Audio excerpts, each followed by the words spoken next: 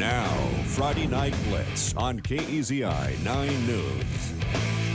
We are terrified! It's Friday Night Blitz!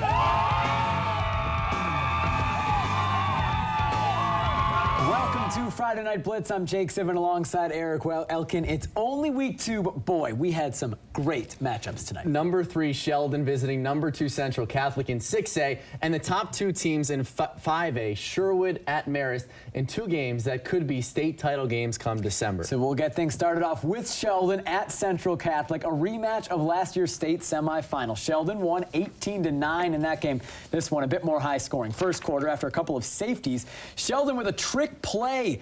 Connor Strom throwing it back to the quarterback, Taylor Alley.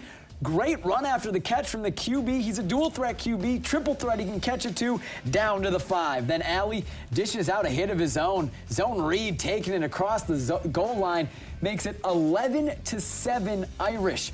Central's QB can run a little too, though. Aiden Wilder breaks off a nice one for a touchdown. 13-11, Rams up 2, an odd scoring game. Irish come right back and answer. Strom throwing again the jump pass to Ivan Faulheiber in the back of the end zone out of the Wildcat. 17-13 Sheldon. High scoring first half. Central answers. It's Wilder again with a nice piece of running. Makes it across to make it 20-17 Central Catholic. But Sheldon fights back, wins a huge early season matchup. Irish 33, Central Catholic 26.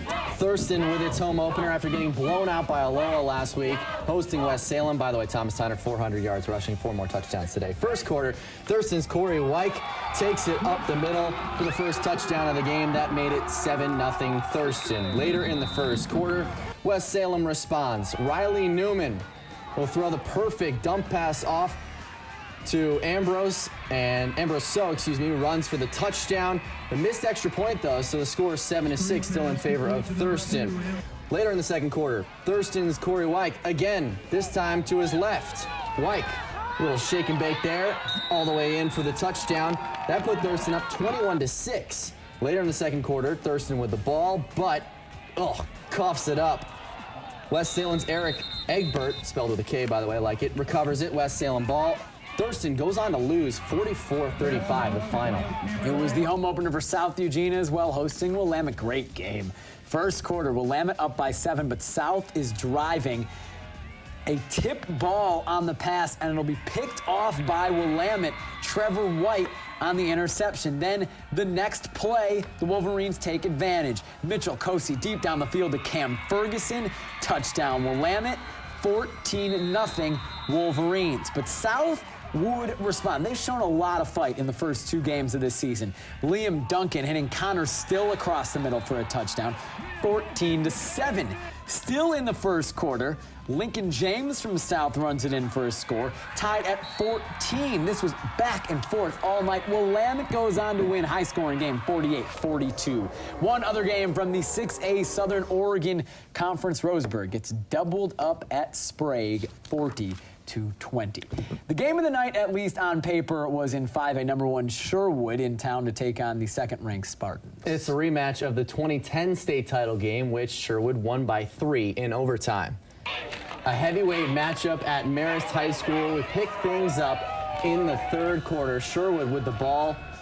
Marist, Austin Baird, get used to that name. He's one of their stars. Intercepts the ball, but Sherwood still leading 24-7 at this point. In the third quarter, Andrew Park rushes the ball up the middle for the touchdown, just driving into the end zone. That made it 24-14 Sherwood.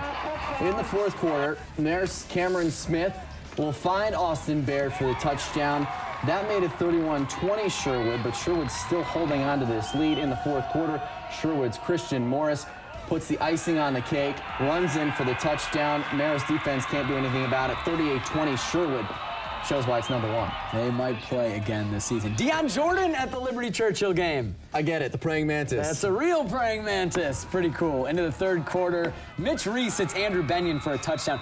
It's 57-14 at that point. It was 51-7 at the half. Churchill ranked number 6 in the polls after thrashing South Eugene last week. They're only going to move up. Liberty doesn't go down easy. AJ Antillion guts out a run, score a touchdown for Liberty. It's 57-21. It's the B team certainly in at this point. Then Brian Greenlee deep to Jacob Batke makes it 57-27. So Liberty adding on some touchdowns late in this game, but Churchill, a dominant first half. They're looking great. They win 57-34. A couple other scores from the rest of the Midwestern League. Marshfield loses to Bend 43-16, and a tough night for North Eugene. The Highlanders lose to South Albany 49-2. It's time to shift our focus a little bit north of Eugene to the Corvallis area. That's where Stephen Nelson was tonight. Stephen joins us live in the studio with a wrap-up. Stephen? Jake, Corvallis doesn't have Isaac Seumalo anymore. He's with Oregon State, but the Spartans got off on the right foot last week with a convincing win over Willamette. Tonight, Corvallis played another Midwestern League team hosting Springfield. Corvallis is up 20-14 late in the third. Springfield going for it on fourth down, and the Spartans come up big with a clutch stop. But Springfield would come running back in the fourth, literally behind Jonathan Emerald. Number 13 there dances in, he scores, and Springfield takes the lead, 21-20. And then on the Millers' next possession, it's another TD from who else? Jonathan Emerald, his second of the night. He finished with 82 yards rushing and survived the WWE-style tackle there.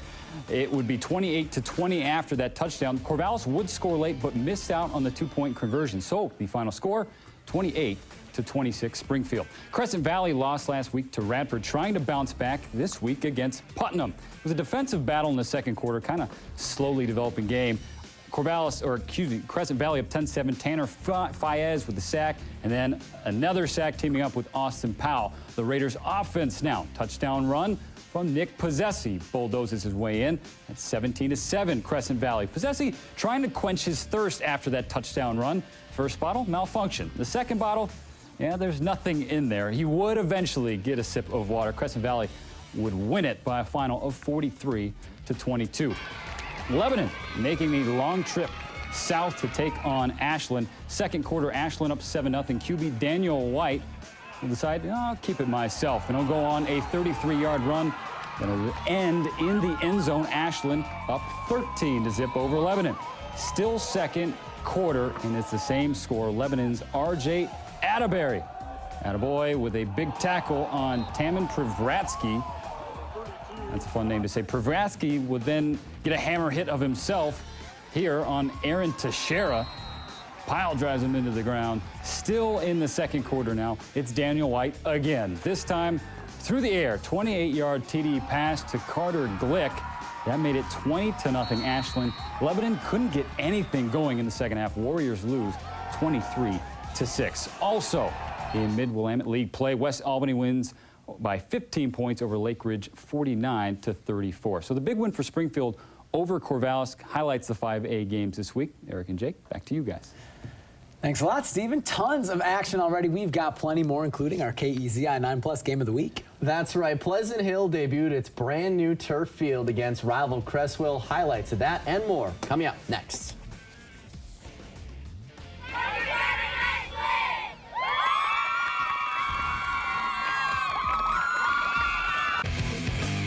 Welcome back to Friday Night Blitz on KEZI 9 News. We are the Blitzers, and you're watching Friday Night Blitz on KEZI. A lot to cheer about for those Lancer cheerleaders, as we just showed you. Welcome back. I'm Jake Simmons alongside Eric Elkin. And the excitement for tonight's Pleasant Hill game, Eric, had been building all summer. The Billies opened a brand new field, no more mud and having to host playoff games at neutral sites. Instead, field turf. Co-head coach Randy Fisher called it the best field he's seen in his 20+ years of coaching. Pleasant Hill debuting that field tonight. It looks nice. The track looks great. Our KEZI 9+ game of the week.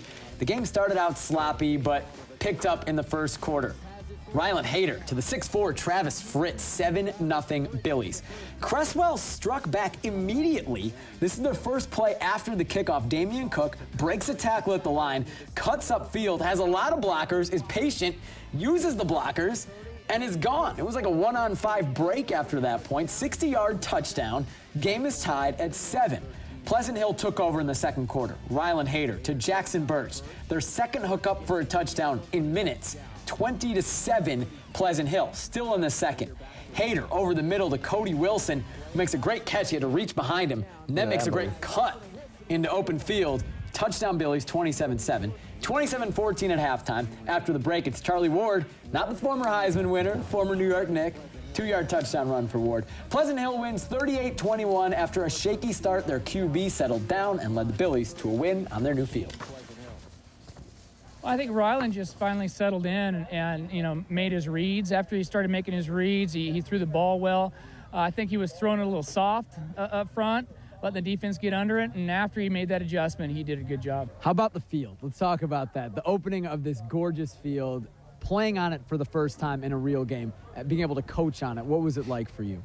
I'll tell you what, it's fantastic. Our community has done a great job supporting this project, and it's all privately donated funding, and I'll tell you what, it was a lot of fun playing on it. Our kids really appreciate everything that people have done to come out here and build this field. A team P Hill will be chasing. Sandium Christian went undefeated last year, but 0-1 to start this season, hosting Salem Academy. Picked things up in the first quarter. First drive of the game. Sandium moving the ball. No surprise here. 40-yard pass. Grant Schroeder to Devin Horn. 7-0 SC just like that. SC keeps rolling though. Schroeder and Horn, what do you know? They connect again. Another touchdown. That made it 21-0. Santiam Christian. Horn had 112 yards receiving and 2 touchdowns in the third quarter. Taking some inspiration from the Ducks. Right. Yeah, you got to do a lot of push-ups when you're a cheerleader. Just for the like Crusaders. Puddles. Just Puddles like can Puddles. sympathize. Santiam Christian, 41-13. That's a lot of push-ups. Oh, we still have a little more from 3A, a Sunset Pac West showdown. Coquille is down south visiting Phoenix, and for that, we bring in Lauren Michler. Lauren.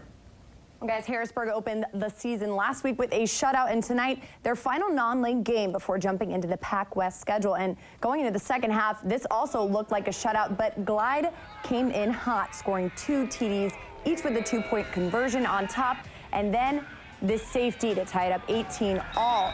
So fast forward to the end of the fourth quarter, 23 seconds left. Glide on the 43-yard line when Brandon Halter tries to seal the deal, but it's intercepted by Dak to Wilson in the end zone to take the game into overtime. So Glide starts off OT on the 25, standard playoff. First play, Wildcats go fake out. Halter sends the ball sailing to Corey Finley for the TD. That puts Glide in the lead for the first time, and that was all the Wildcats needed. Harrisburg's overtime attempts fell flat. All 4 of the Eagles' passes are incomplete. Wildcats take the win 24-18 over the Eagles. Now Coquille is visiting Phoenix down south in the first quarter. Phoenix hands the ball to Aaron Pankowski, who stampedes up the center and takes the Pirates 14 points ahead of the Red Devils. Now Coquille is going to start off with the ball this time. Tristan Dixon squeezes on by there, but not by much. Ismail Rubio strips the ball. Phoenix recovers a fumble, and the Pirates take control. Now Phoenix up 20-7 here in the second quarter. Pirates put on some pressure, take Austin Arant to the ground. He dumps the ball, but it's picked off by Logan LaBelle and he takes it into the end zone. Pirates keep control, and Andrew Reynoso, unstoppable here. I'll just let him do the talking on this one. And he's gonna snag the final touchdown there. Phoenix goes on to win 35-7 over Coquille. It's a rough turn of events for the Eagles at home tonight while Coquille goes down in Phoenix. That's all we have at the prep level tonight. Eric and Jake, back to you. Thanks a lot, Lauren. Moving on to tomorrow, as Lauren said, away from the preps, the Ducks getting ready to face Fresno State. Not the biggest name, Eric, but I think the Bulldogs should put up maybe a better fight than Arkansas State did last week. We've talked about it during the week. They've got good pedigree at the quarterback position. Derek Carr, the starting quarterback for the Bulldogs, the younger brother of David Carr, former #1 overall pick. He should be able to pace the offense a little bit. And he's got to help in the backfield as well with Robbie Rouse, a little running back in the mold of Jaquiz Rogers, maybe LaMichael James. He's small, shifty, effective. We're calling him the Mighty Rouse because he's 5'7". He's just 200 yards away from breaking Fresno's career rushing record. He's a guy Oregon needs to look out for if they can find him, that is. Just watching him, he's a quick little back. He knows how to move when he's in space, knows how to find the hole. He's a little shorter, so it makes him a little tough to see behind big linemen. He's a little guy. I think he's only like 5'6" or something like that. He's a little shaky guy, but he runs good. He's fast. I mean, he's little, so it's hard to see behind his offensive line. I mean, he's like our backs, the smaller kind of back that can, go one way and then cut back the other. So he's really, hard to see which way he's going to be going because he can cut back any time. Another pretty good running back coming into our area tomorrow, Monte Ball in Wisconsin, playing Oregon State. Hey, the Beavers get to play a football game. How about that? Just before their bye week, too. That's the great part. 1 o'clock tomorrow afternoon. Be sure to tune in to College Game Night tomorrow night at 8. For Eric Elton, I'm Jake Sibbett. Have a great night.